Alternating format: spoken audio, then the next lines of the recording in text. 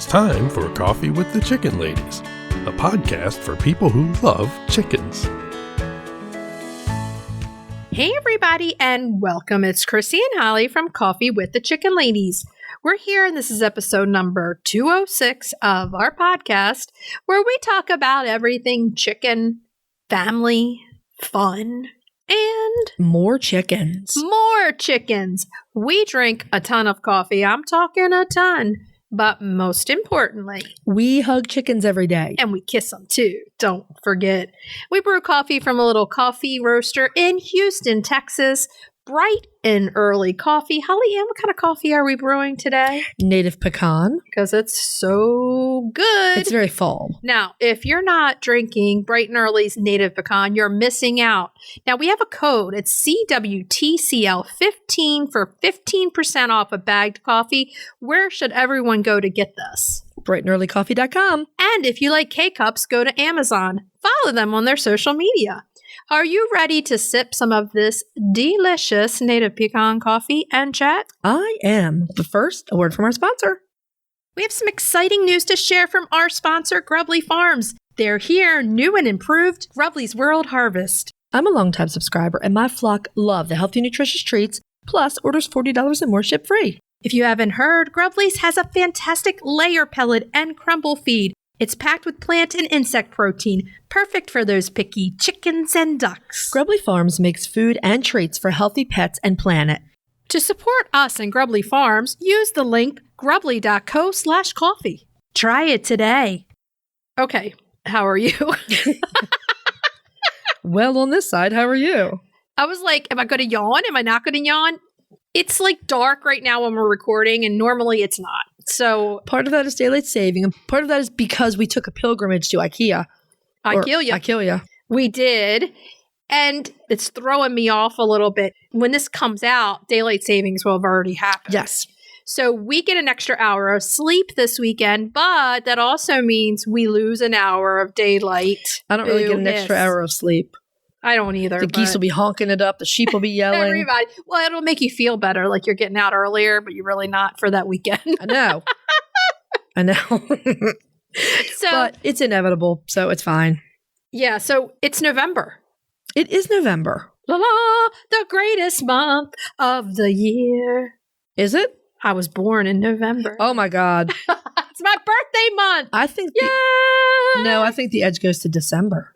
No. Oh, No. Yes. Oh, yes. November. Yay. It's also the month of Thanksgiving. I do love me some Thanksgiving. Both my daughters were born in November. Isn't that funny? You're poor in November. You got a lot of birthday gifts. Girl, I'm never poor. Life is making me rich. You're rich in life. I'm rich in life and experience. Poor from buying birthday gifts in November. It's fine. I like giving gifts. It's good. I know. I got really cool napkin holders that you gave me, Fitz and Floyd, for last Christmas, but I got them 2 weeks ago. Well, a couple things. You were having a really rotten day. I was having a bad day. And I am trying to clean up my studio. With my Christmas gifts. And there are gifts for you and Michelle piled all over the place. I'm like, no, that's not true. I gave Michelle hers, but yes. I grabbed a few of them. I was like, okay, I don't even know what's in here. So we're business partners. We're best friends. We speak every single day of our lives almost, and we see each other every single week, sometimes multiple times, but yet we never exchange Christmas gifts. Yeah, because we're just weird that way. We're like, what the hell? We didn't even have time to wrap our own Christmas gifts. That's fine. Mine were wrapped, and I was having a crappy day. That's because I wrapped them last year. And you came with those, and I love them. They're going to go on the Thanksgiving table. They're really cute. Even though they're chickens. Sometimes I do put my chicken dishes out for Thanksgiving. Oh, I do too. I do whatever I feel. I mean, yes. I've been toying with the idea of putting quail, my golden quail. You're all about quail right now. I am all about the quail. You're on a quail run. You're on a quail run. I am on a quail run. I even found quail locally that I could buy. Oh, boy. Here we go. But I'm trying to behave myself. You will. Not. You know me too well. We're also a little late because we did record and we're going to be on an episode of a podcast in Australia. So we're pretty excited about that. What's the name of the podcast? It's with Jonah Primo, and it's called The Overexamined Life. And he takes a look at different things through different glasses, like philosophy-wise. It sort of takes some things and turn them upside down. We had a great time just talking chickens with him. He's so much fun. Is there anything these women will not say about chickens? Probably not, man. Probably not. So yeah, be looking for us over on the Overexamined Life with Jonah Primo sometime soon. We don't know when it's coming out. Mm-hmm. But yeah, that was fun. Now it's dark. I had 5 cups of coffee. Well, that took a bad turn. That was fun. Now it's dark. I know. Now I'm drinking water. This is my 4th cup of coffee for the day. I had 5. You win. Ding, ding. And on that note, if you're listening to our show and you're loving it, head on over to Apple Podcast and leave us a written review. It does amazing things for the growth of our show. And while you're there, hit that subscribe button because you never miss an episode. And guess what? They count them. If you're looking for other ways to help support the podcast, you can tell a few chicken-loving friends about us. You can share your favorite episodes on social media. You can visit our Etsy shop. You can become a patron of the show, patreon.com/coffeewiththechickenladies. And the other thing you can do to help support the show is visit our website and our show notes, use our affiliate links and discount codes, and buy products from our sponsors. Yay! If you're looking for a chicken coop that's produced in a planet-friendly, sustainable way, try Nestera. Each coop is made from highly durable, 100% recycled plastic that keeps the equivalent of up to 2,000 shampoo bottles out of a landfill. Their clean, modern design will fit into any garden or run area and comes with an industry-beating 25-year warranty and a range of handy accessories. Simple to put together, so quick and easy to clean, and most importantly, red mite resistant. Your chickens will love it. Quick shipping from Nestera US. For a 5% discount, use the affiliate link in our show notes, on our website, and on Instagram. Link in bio. Check them out today. Hey, Chris. Yeah. Do you like monthly subscriptions? Does it have anything to do with chickens? Of course. Then yeah. Let us take a minute to tell you about Chicken Love. You get a monthly Chicken Lady tee, treats for your flock, and a keeper care card. And did you know with every multi-month subscription, you get a free Chicken Love logo t-shirt? Really? Yeah. It's $36 a month with free shipping. What are you waiting for? Get off the nest and click already. That's chickenlove.com. That's chickenluv.com. Get your subscription today. The Breed Spotlight is brought to you by Murray McMurray Hatchery, defining quality for generations. For over a century, Murray McMurray Hatchery has remained a trusted family-owned business, working tirelessly to ensure our poultry meet the highest standards. Whether you are an experienced enthusiast or just embarking on the journey, look to McMurray Hatchery for guaranteed quality, rare and heritage breeds, low minimums, and all the supplies you need to raise your flock. Request a free catalog today. I took the time, I found a bow and arrow, and then I took a shot. It hit a tree, and it's time for this week's Breed Spotlight, yeah. Okay, what were you aiming for if you hit a tree? So, okay. This week's Breed Spotlight is La Fleche, which means the arrow. So we're not really sure why this chicken is named the arrow. But there's some lore about a town and all kinds of stuff. But the worst thing you could have told me is that it means the arrow. Yeah. Yes. Yeah. La Fleche. La Fleche is a very old French heritage breed chicken, and they are one of the more unusual chickens that you will ever see. They are. It's possible that they've been around since the 5th century. Wowzers. The 5th century. That's a long time, man. I mean, I think the Hamburg's been around since like the 1300s, but I think this is the oldest breed that I've heard of. And that's old. That's old. They were developed in France around the Le Mans region. You may know about Le Mans if you're into car racing and or chickens. So they were developed around the Le Mans region many centuries ago, and they were eventually named for the town of La Fleche. They are currently listed as critically endangered by the Livestock Conservancy. Now, the last poultry census found around only 150 breeding birds in the U.S. That's not good. No, that is a tiny number. I mean, if you look closely at this chicken, if these were reasonably accessible to me, you know I'd be all over those. I mean, you almost definitely need the boy. Oh, you've got to have that roux. Oh my gosh. And his name would be Diablo. Now, somebody has this listed as an ultimately bizarre chicken. They're not bizarre. They're not bizarre. They're different. Well, that's the V comb. It's just that the V comb is they don't have okay, we'll get into this, but the V comb is really prominent. No, I'm just looking at them. And if you have the time, I love them. And you can look them up. Yeah, get a look at them. La Fleche actually, I have a drawing of them on our website. Did you draw it? I did not draw it. It's vintage artwork. Okay, good. No. Oh, you cut them art. Well, you did get me a B on my self-portrait in the 10th grade. So That's I can't right, I did. And they commented, you did the nose, and they were like, the nose is very good. I was like, thank you. I stare at that nose every day. Okay. La Fleche most likely arrived in the U.S. somewhere in the 1850s. And they were included in the first printing of the American Poultry Association. Okay, that's good to know. Standard of Perfection in 1874. Now, the APA Standard of Perfection cites the foundation breeds for La Fleche as the white-faced black Spanish. I can see that. Absolutely. 1,000,000%. The Crevecoeur. Can see that 1,000,000%. And another old French breed called the Dumans. Okay, that one I'm not as familiar with. And I don't know if I don't think that breed's ever been in the U.S. I'm not sure if it's even still in France. Okay. American poultry historian John Taggart wrote back in 1888 that he considered La Fleche one of the best French chickens for dual purpose. Okay, they look pretty big. We'll get into that later. Yeah. Taggart considered them hardier than the Crevecoeur, but not as good as the Houdin. Well, you know Houdins are the best. Houdin. Taggart and Lewis Wright both mention their popularity as showbirds in the late 19th century. I can see that because the more unusual looking, the better. I mean, yes. Now, if you Google them, the picture that's going to pop up, you're going to be like, oh, Lord. Oh, yeah. Yeah. Diablo. So they're very unusual looking. Now, Lewis Wright also notes that the earliest importations of La Fleche into the UK were not robust. And while breeders later remedied this, they still never caught on. The Livestock Conservancy notes at least one other American author who mentioned that the breed was delicate and didn't fare well in the eastern and central U.S. in the 19th century. Now, we have technology now to give them better lives. So I feel like they might have a better chance. Yeah. If you're saying they were frozen or, they were too hot, too cold. I don't know. Now we can remedy this and we can help this chicken. There was no detail. There wasn't like they couldn't stand getting wet. There was nothing like that. It was just they were called fragile. And they may not be. Right. I feel like if I can keep little tiny bantams happy and alive, then you should be able to keep this chicken. I should be able to keep this chicken happy and alive. I really wish they were more accessible because I would love some. Well, we just have to go to France. Ha Oui, let's go. Okay. Okay, so the La Fleche only exists in one color variety.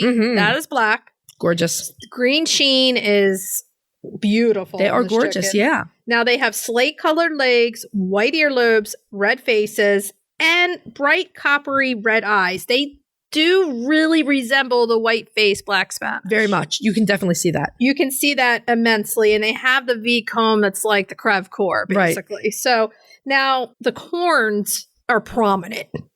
I mean, so really. It looks like, the V comb is so prominent, it looks like they are horned chickens.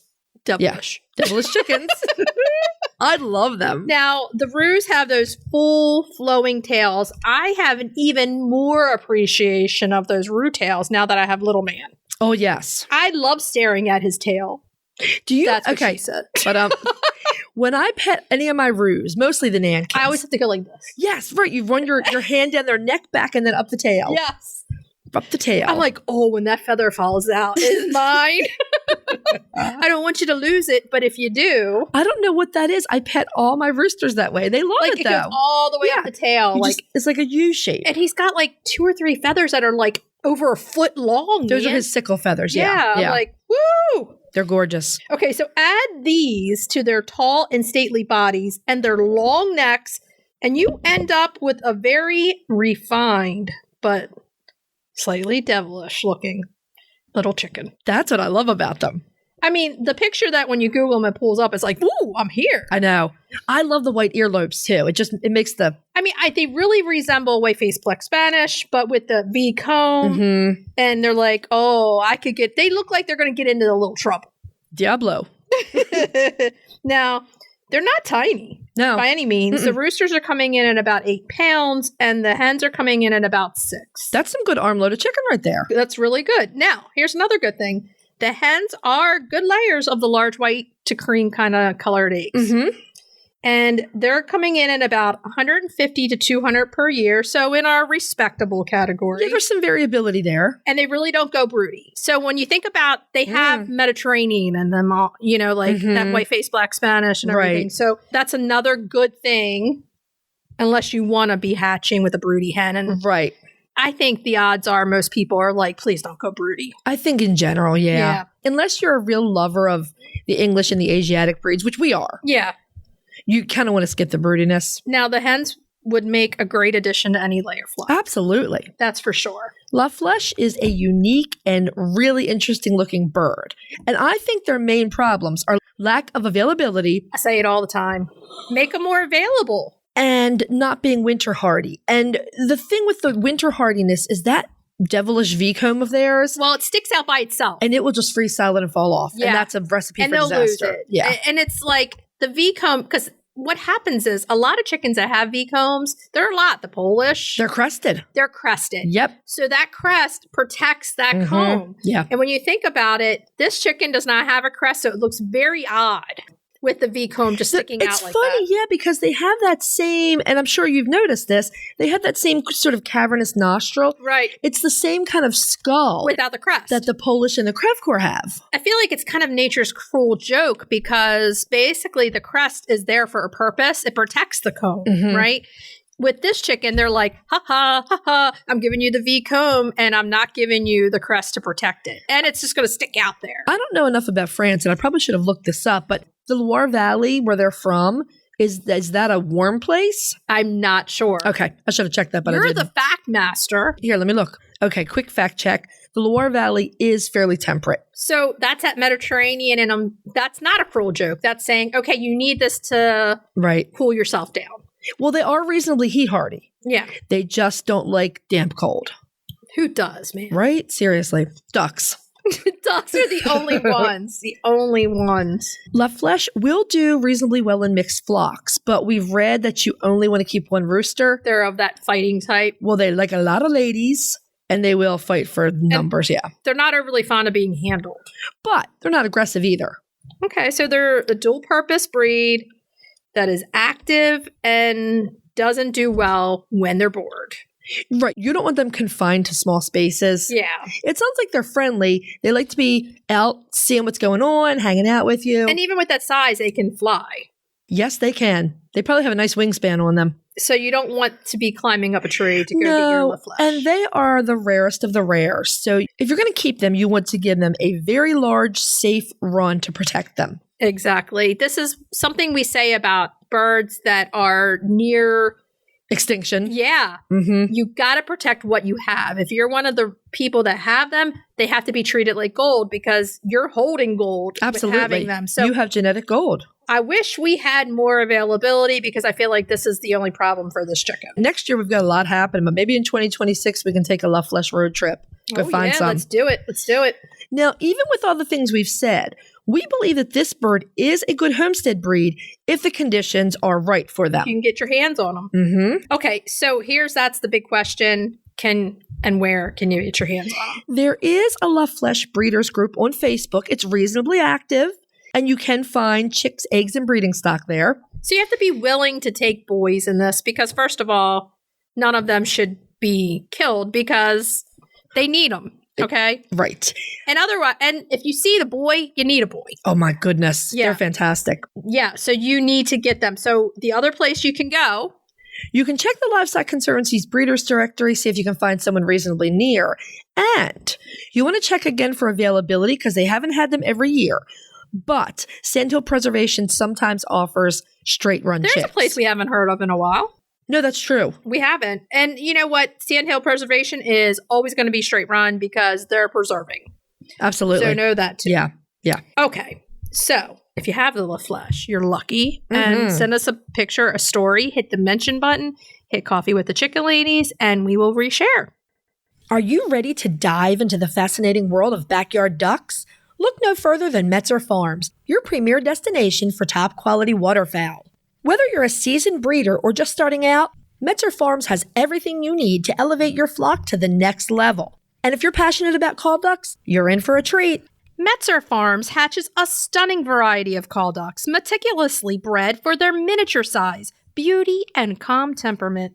From snowy whites to vibrant colors, each duck is a masterpiece waiting to grace your backyard. Visit MetzerFarms.com today to browse their extensive selection and start your journey into the wonderful world of waterfowl. Metzer Farms, where passion meets perfection. Roosty's proudly sponsors Coffee with the Chicken Ladies. They're back with an innovative new product. You're going to want to check this out. It's an extra large set, a 14-pound feeder in 3-gallon water with steep anti-roost lids. They're made of super durable material. You can either stand them on legs or hang them on brackets on your coop or fence. They're easy to remove and clean too. Plus, they look awesome. We personally use Roosties and we're huge fans. So if you're raising chicks or keeping chickens, check out the Roosty store on Amazon or follow the link in our show notes. Are you ready to move on to main topic? Yeah. Today we're joined by Jeanette Berenger. Jeanette is Senior Project Manager at the Livestock Conservancy, one of our favorite guests. Jeanette kind of has her fingers. You have your finger on the pulse of all the historical goings on out there. Welcome back to the show. Thanks for having me. Welcome back to the table, Jeanette. How are you doing? Doing well. It seems like just yesterday I saw you at Murray Fest. I can't believe that. That was like an eon ago now. I know. We had such a great time. I know. You had the cool table to hang out at. We did. I know. And you were there with us, which was cool. Yeah. Oh, and the chicken ladies were there. We always had the party tent. Yep. And you shared Jeanette shared her hummus when we were hungry. So that was good too. That's right. So we want to start with asking, how are you doing? What's new with you? Oh, well, there's a lot going on. Here at the Conservancy, we're getting into the modern era of employment places and downsizing the office because a lot of us work from home. And so it's been a real challenge because a big part of the office is the library and how to pick and choose what books to keep and what books not to. And thankfully, the poultry section's probably largely intact because we have this amazing collection of old poultry books that are irreplaceable. So those were easy. We're going to keep those. That's been keeping me busy. And I was talking a little bit about the germplasm project that we're hoping to take on probably starting next year because of the concerns about avian influenza and how it's now getting into dairy barns. So it's a little more widespread than originally thought. It's now become a priority to try and conserve the genetics of chicken breeds. And so we're hoping that the funding will come through that we can do a major collection. And it'll be the first of its kind here in the US where we're collecting cells from various rare breeds that we target and get them into the USDA germplasm bank in Colorado. So the cells right now, you can't create a chick from just the cells, but there is going to be the day where that technology will come down the pike. And so we're trying to conserve what we have now rather than waiting until it's gone, and then you got nothing. So I'm actually quite excited about that because that's something I've been wanting to do a long time. And finally, more and more folks are getting on board with that. So that's pretty exciting. And the other poultry related thing is our turkey workshop. We're going to have a major turkey show and a turkey workshop at the Dixie Classic Poultry Show in Knoxville in December. And we're bringing in experts from around the country to teach about raising and breeding turkeys and marketing turkeys. Brittany Sweeney will be there to talk about marketing. And Frank Reese is actually coming in from Kansas to judge the turkey show. So I'm hoping to mic him up and people can hear his wisdom as he's going through the turkeys in the show. So if you're remotely interested in turkeys, this is going to be a major opportunity for you to expand your knowledge of what it takes to keep heritage turkeys. And it's the perfect time of the year. It's Thanksgiving time. So why not talk about raising turkeys and all that good stuff? Yeah, we're hoping there'll be some pretty nice prizes offered for people that are showing turkeys there. They've got excellent youth prizes there, especially. So we're really excited about that. And of course, gearing up for Ohio National in November. And I'm heading over there with a good buddy of mine. And that's just always like Disneyland for a poultry geek. It's probably a little noisier than Disney, but the ducks were noisy. The call ducks, The entire soundtrack, everything is call ducks in the back. They're just, they were cute. After a while, you get used to it, though. They are adorable little things, for sure. Yeah, I just, for the life of me, how does that much noise come out of that little bird? It's crazy. It's a good question. Yeah. Yeah, so all kinds of things happening here and gearing up for what's going to be my last breeding season with the Crev Cours. And the USDA is interested in actually banking the cells from my flock because I've got some French lines. So they're really keen on that. So that's going to be kind of like my final mission accomplished move. They're secure on the ground with a lot of new breeders, and this will secure them for the long term, which is really exciting. So for any new listeners, the last time we had Jeanette on the show, she told us that she's wrapping up her Crev Cours breeding project, which you completely documented on your Facebook group. Is that right? Yeah. The information is still there, but you are wrapping up your personal program.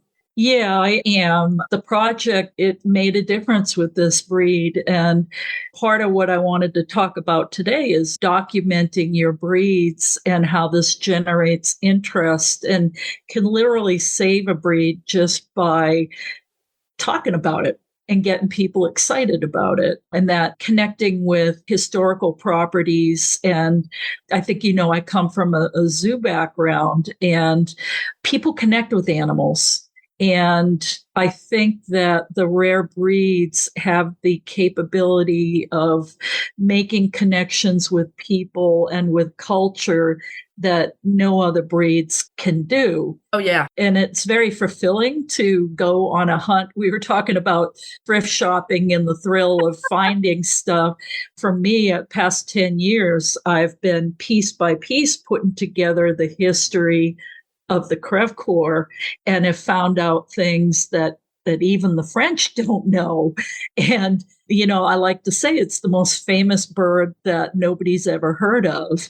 And this past September, I kind of came full circle with the history stuff and finally made it to Crev Cours Castle. And this is in Normandy, France. And I go to France regularly because my family's over there and actually not far from there. And finally got to meet the curator and one of the property managers who happens to raise Crev Cours on occasion. And this is the place the breed came from.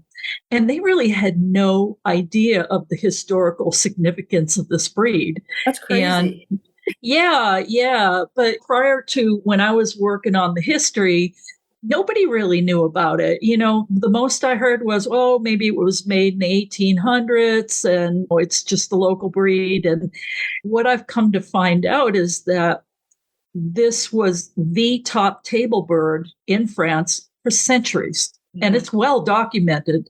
But, I had to translate from French, and I was able to document loads of period writers that were talking about these animals. And then some of my colleagues in France actually went into the town records around Crev Cours to see that as far back as the 12th century, these birds were used to pay the lease on farms for some of the poor farmers that leased property from the local lords. And they would pay their lease with fattened Crev Cours. Wow. And so they were worth a lot of money.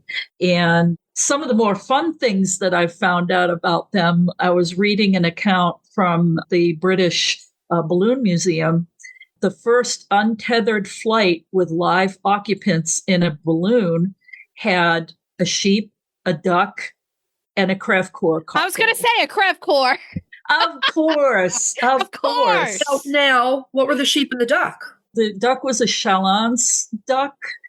And the sheep was and I'm going to flub the name, it'll come to me. But it was an old type sheep that was from the area around Paris and Normandy.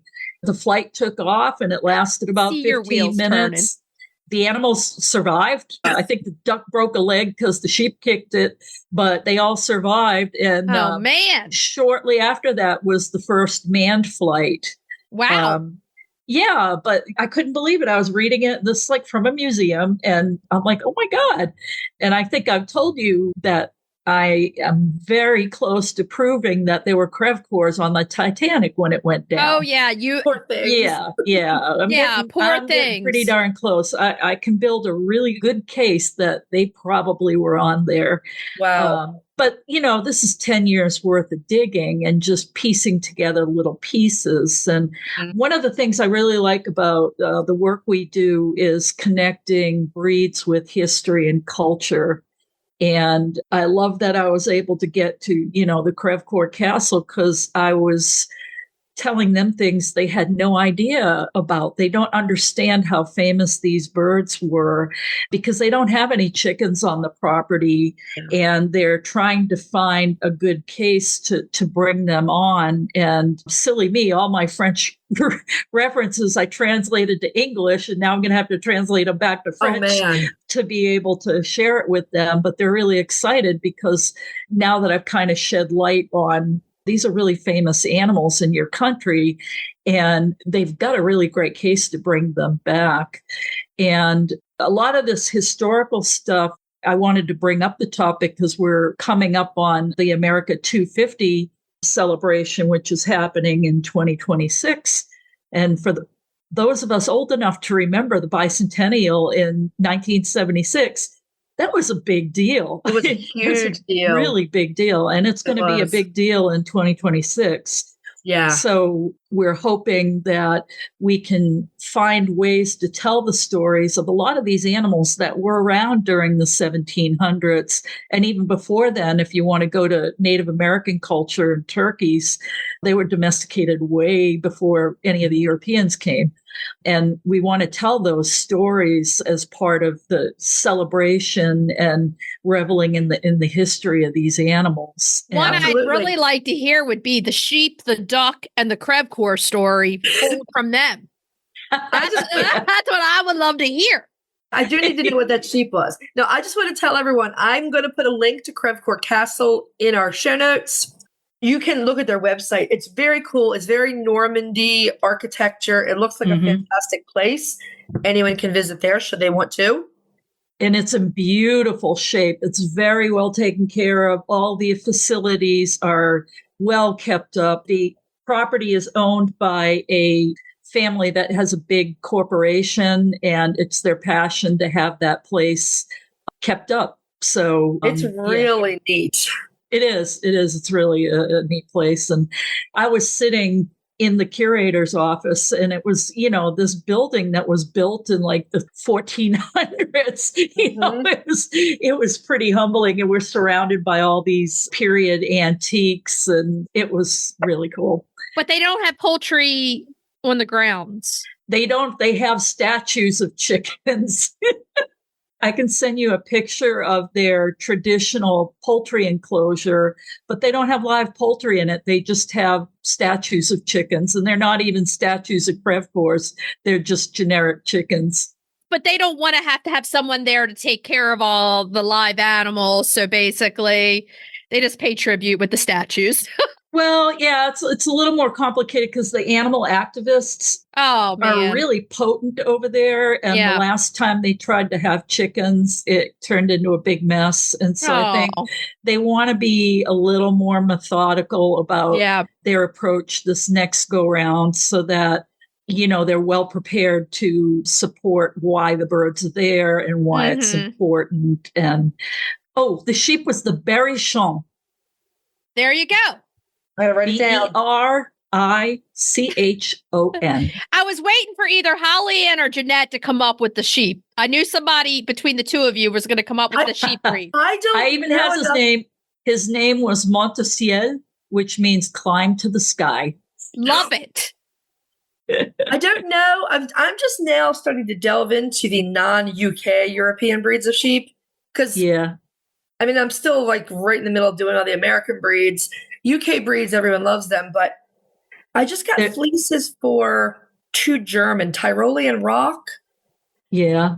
And then one, I can't remember the German, but essentially it translates to red fox sheep. Yeah. There are a lot of French breeds. A lot. I'm sure there are. are. Berrichon. Yeah. Okay. I've got a note. Yeah, Berrichon is more of like a meat sheep. Okay. And they're really thick, almost South Downy kind of. I think there are 2 types of Berrichon, if I remember right. And it's the older type that it would have gone up. And I can get you the specific subtype if you like. Yeah, I would. And, if we've learned anything from Save 'em to Shave 'em, it's that some of the meat sheep can still have really nice wool. Oh, yeah. Yeah. One of the surprises was the Wiltshire Horn, and that it was always poo-pooed as just a meat sheep. But after we had Deb Robeson get some of the fleece, she's like, well, dang, this is nice wool. Yes. So it's a meat sheep that acts like a wool sheep, too. I mean, I think Deb Robeson said the same thing about Hog Island. It can be super fine wool and just amazing as I look at my Hog Islands in the field. I hate to break this up, but we got to get back to the crepe for Yeah. So, yeah, so I had a lovely visit at the castle and hoping to keep in touch with them. And I did promise to translate my history because I've got about 5 pages of history now. Nice. And kept all the references. And so they can go back and check in the stuff themselves. But I think that, for folks that live near historical properties like that, trying to convince them to perhaps have animals, sometimes that can make a big difference in interest in coming to the place because the live animals really bring the property alive. Mm-hmm. And that's the thing I love most about places like Mount Vernon is you've got the animals that George Washington actually kept on his place. And again, they make these connections with people that there's no equivalent to that. And I think that history and culture is often overlooked as part of the big picture of why we're conserving these animals. Yeah. And not all of us are history geeks. I certainly am one. Me too. And find it really exciting to delve more. You know what I feel like? Children, we can educate them much better with animals because, like you're saying, there is something that children are so curious about live animals that they want to learn, they want to have a connection with. And when we have them at historical spots, kids love to see them and they're more engaged and they're more willing to learn about the entire spectrum of everything that was going on at that point. And it's exciting and adds. Yeah. They're excited to see them. I feel like that's one of those things that you can't go wrong with having animals there. Yeah. I was trying to pull up some stats for you, and that we do a program called Chicks in the Classroom where, we source rare breed hatching eggs, and the kids, as part of their embryology requirement for biology, they have to incubate and hatch out these chicks. And the great thing is that they've seen that it really makes a difference in the children. I've got the stats now where at the completion of the whole hatching project, 92% of the students demonstrated a greater interest in science or expressed an interest in pursuing a science or ag-related career. 85% of the kids showed improvement in science grades. 71% of the classrooms had fewer student absences, all because of the eggs and the chicks. Yeah. I mean, those are stats that you can really point to, and that if you want to teach kids, bring animals into the. Yeah. It makes it way more exciting, and people feel an emotional connection to animals, whether they're theirs or just animals in general. And I feel like kids, it excites them so much. You can see them when you go to Mount Vernon, all around the sheep and everything, and they want to know more. And I think animals should be used so much more in educating children. I think so too. You would not believe that. Well, actually, you would believe what doors are open for you when you have a chicken in your hand. Exactly. Yes, indeed. Yeah. Yes. One thing I wanted to reach out to your audience is that, if you have a breed that you're having a hard time finding info on, maybe take it on as a project. And I would love to see more people try and understand their breeds better and really dig for historical info so you can put together the story of this breed. As with the Creft Corps, there was nothing out there on them, but, poking and prodding, going into French archives, old books, old magazines, I was able to piece together this incredible history that no one was aware of, even the French. And so you might have a gem of a story on your lap. I would encourage people to do that. Certainly, you can contact the Livestock Conservancy if you want to get pointed in the right direction. I'm a pretty good sleuth online and can suggest different archives for you to take a look at and resources. And the other thing, too, is documenting qualities of your animals. How much do the eggs weigh? How many eggs do they lay? How fast do they grow out? What do they taste like? Do you eat them? Maybe a lot of your listeners don't eat their chickens, but some that's do, really, some don't. Yeah. I think that's super duper helpful. I'm just thinking about the Nankin when I started breeding Nankins. Mm-hmm. And the first thing I noticed is that those little tiny hens laid great whopping eggs. Oh, they did. I don't know how they got that out of those little rear ends. It wasn't until I talked to you and talked to Elaine Shirley that you were like, yeah. And I was like, am I doing something wrong? Or is this going to hurt my hens? It would have been great to have that knowledge out there. Yeah. And, the thing I found stunning about, they're good broody hens, but I have pictures of older chicks just getting fully feathered that are brooding younger chicks. And they're both, they get broody even as youngsters. They're pretty amazing for that. You're fantastic. Yeah. Well, as we move towards the end of this interview, you've given some concrete actions right here, including doing your best to document history, checking with the Livestock Conservancy. What else can people do to help document historical breeds and to maybe help out with living history sites?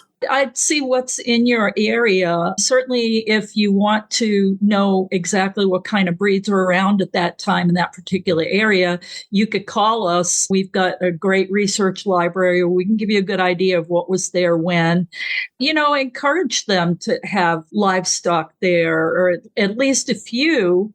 I know with Colonial Williamsburg, since they brought livestock over there, the livestock generated income for that historical property. Same thing with places like Connor Prairie, which is another fabulous place over near Indianapolis that has an amazing livestock and poultry program. If you're outside of the Columbus suburbia area, there's Slate Farm, which they have tons of animals. We visited last year after we went to the Ohio Nationals. So there are a lot of working farms, historical spots that are great that way. Mm-hmm. Yeah. But learn your animal stories because you might find out they're pretty extraordinary. Yeah. All right, everyone. I've got the Livestock Conservancy linked in the show notes. Go join if you're not already a member.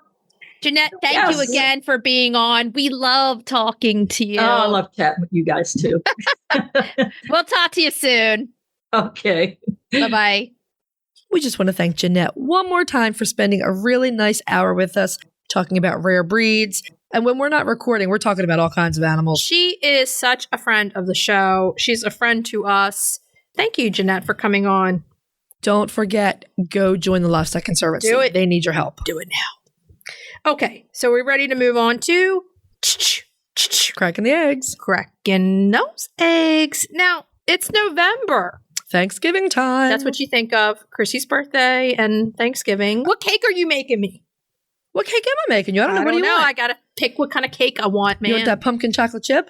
Nah, I want something else. Okay. I don't know yet. Okay. I like the one that you did, like the mocha. Mm-hmm. That's a good cake, too. Okay. They're all good cakes. So, this week's Cracking the Eggs. Butternut Squash Casserole. It's a little spin on a sweet potato casserole because we've given you our sweet potato casserole recipe. Yes. So we wanted to switch it up just a bit. And I love me some butternut squash. Butternut squash is very yummy. If you remember, One of the lasagnas I made for my wedding was butternut squash. It was. It was good. It's very good. Okay, so let's go through the ingredients that you're going to need, because sometimes not everybody likes sweet potatoes, or you could do sweet potatoes and you could do this one. You could just look fancy and switch it up. Okay. I mean, really, if you don't have a good sweet potato recipe, you can use this one. Just switch them up. It's fine. So, but we have a good sweet potato casserole recipe already. Oh, that's right, because it's yours. It's what I do every year. Yep. Okay, so let's go through ingredients. 2 pounds of butternut squash. That's roughly 4 cups of cooked squash. 1/4 cup of whole milk or creamy plant milk. 1 teaspoon of vanilla extract. 1/2 cup of granulated sugar. 1/2 cup of brown sugar, and you pack that in. Brown sugar. Yeah. 1/4 teaspoon of salt. Now, if you're using butter that has salt, take the salt out. Right. Okay. 2/3 cup of unsalted butter or plant-based butter, melted. 1/4 teaspoon of ground cinnamon. And here comes your 2 large eggs, lightly beaten. Now, you can make your topping and then set it aside. Mm-hmm. And what you need for that is a cup of walnut or pecan halves, 2 tablespoons of unsalted butter, melted, 2 tablespoons of brown sugar, packed, 1/4 teaspoon of ground cinnamon, and marshmallows, large or small, and they are optional. And the thing is, you can play with this recipe if you want to add a little bit more of something or less. You can double the topping if that makes you happy. Exactly. Whatever makes you happy. Preheat your oven to 350 degrees Fahrenheit, and you want to line a baking sheet with aluminum foil and set it aside. Now, I like to do this ahead of time. Me too. Roast your butternut squash. You're going to cut it in half lengthwise, scoop out the seeds, and feed them to your chickens.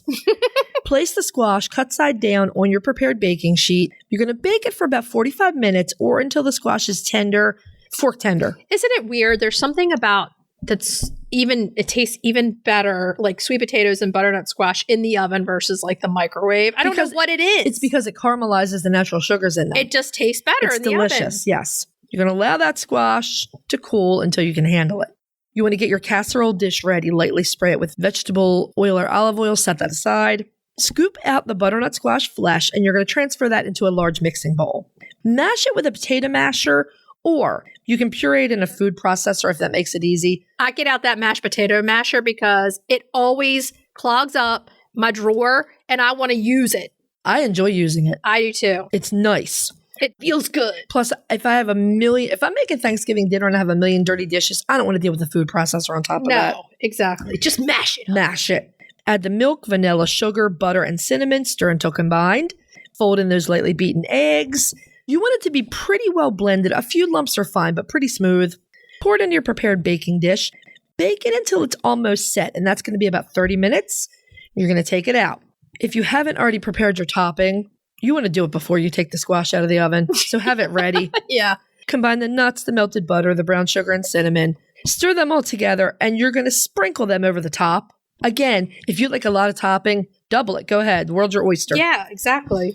Pop your casserole back into the oven for about another 15 minutes. Now, if you want to put marshmallows on this, go ahead and put them on the top, but you're going to put that under your broiler. And watch it carefully. Really carefully so you don't scorch the marshmallows. It can go from being beautiful to burned.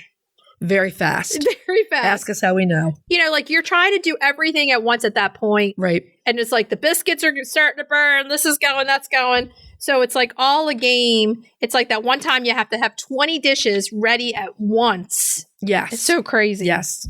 But this is a good one. You can put this in pretty early. Yeah. And get it baked and then just keep it in a warmer or something like that. I actually start the day before. Yeah. Because this can go in the fridge. Yep. And then what you do is put it on the counter and bring it to room temperature and then bake it. Yeah, easy. Yep. Easy peasy. So it's just a little something different. If you're a big butternut squash fan, you'll like this one. Or I like this to take to a hostess, get as a hostess recipe. That's your make and take. You look a little fancy. Yeah. Okay, so we ready to move on to retail therapy. Retail therapy. Yeah. Okay, so this week's retail therapy, we're doing vintage Turkey Tableware. I love it so much. I love all the poultry. I can't help myself. And we have fought over the stuff in stores. Might have happened. Might have happened in Ohio in a Goodwill. It's a good thing I like you because I would take you down otherwise. And you know I would. You were like, so like, oh, I found this. And I was like, yes, but that's what I found, those placemats. Those placemats were those fantastic. Placemats that's yesterday's news. Okay, so. Turkeys. Turkey. Now the thing that really ticked me off, though, was when you found the one turkey. And you found the other. No. When we were going home, we were in that place that was about to close, and you found that one turkey. I bought it too. I was like, damn, you weren't even looking for turkeys. Why are you biting off of me? Anyway. Everybody wants some vintage turkey tableware. I've actually started collecting it seriously, and I have a really nice turkey collection now. There's a lot out there you can find. Well, because of Thanksgiving, first of all. Right. There's a lot. Yes. And the vintage stuff is awesome. Now, also the newer stuff is great too. But, I mean, even places like Pottery Barn are coming out, have stuff. Cracker Barrel, all the different places. So you can start off. I mean, you can find servingware really easy. Like, there are a million platters out there with turkeys on them. Oh, yeah. You can also get super fancy, and you can get something like the Spode Woodland pattern that has the deer and the turkeys. That's a beautiful one. I am loving this one right here. The House of Hands, this vintage platter. It has the blue rim. That's pretty. I tend to like the brown base ones. This one right here. Yeah, the transferware. I really like them. Now, transferware you can get even in Christmas stuff, Thanksgiving, but the turkey, that's kind of like 1940s. Kind of, they did that. Some of it. I mean, there's some, and it's going to be high dollar, that's from the late 1800s. But the early 20th century, you can generally find. I mean, obviously, don't use anything if it's cracked or the glaze is compromised. Well, that's the other thing. If the older you get, you have to check if it's got the lead. So it might just be for pictures, but not good for food. Yeah, and that's okay. Vintage. Oh, here's one. The blue. Oh, it went down. You know, I don't know if they still do, but Williams-Sonoma used to have a really nice brown transferware set. Oh, yeah. With turkeys on it. I loved it so much. That one's beautiful. Look at that blue plate. That's gorgeous. It's really pretty. Now, I really enjoy setting the Thanksgiving table and going all out. It's so funny because I'll say to Joe, we have a barrier of evergreen trees in our yard. And I say to Joe, go cut the evergreen trees. And he brings out a branch that's like 12 feet long. Pretty much cuts a tree down. So I love having the turkey stuff to set the table. Right. So go to Etsy, go to eBay, put in vintage tableware for turkey, and you'll find a plethora of things. You might see my Thanksgiving table setting on our Instagram with quail in it. We'll have to see.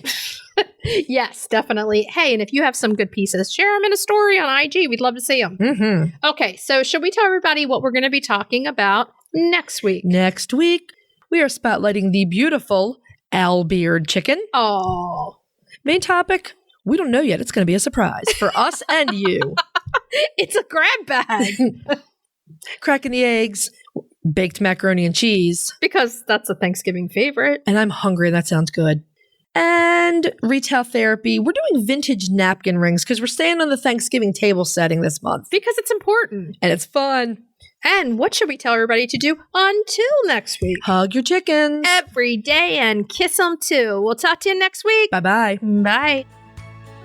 If you'd like to see more of us, please follow us on Instagram at Coffee with the Chicken Ladies. If you'd like to help us grow the podcast, please leave us a written review on Apple Podcasts. If you'd like to become a patron of the show, please visit our Patreon page, patreon.com/Coffee with the Chicken Ladies. Thanks for listening.